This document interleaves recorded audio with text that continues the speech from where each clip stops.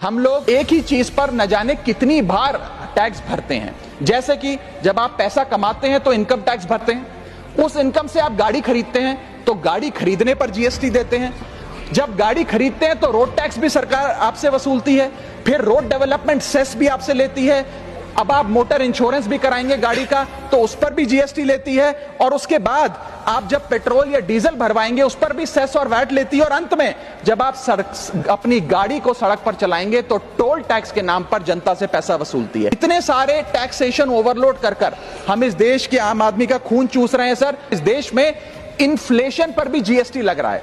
वो कैसे लग रहा है?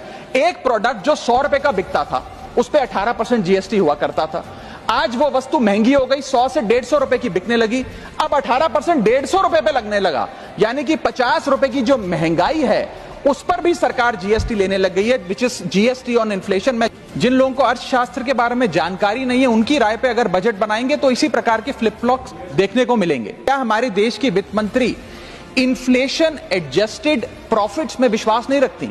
क्या उन्हें इन्फ्लेशन का ज्ञान नहीं है? क्या वो जानती नहीं कि इस देश में महंगाई एक प्लेग की तरह फैलती जा रही है? सरकार का एक सूत्री मिशन है टैक्स, सरकार का कमीशन है टैक्स।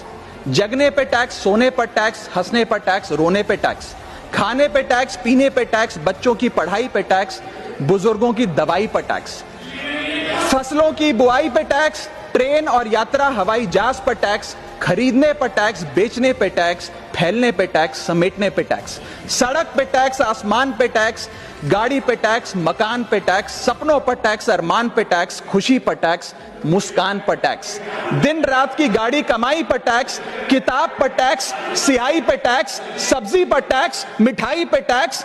सरकार जनता से वसूल रही है बीजेपी से दिल लगाई पर टैक्स।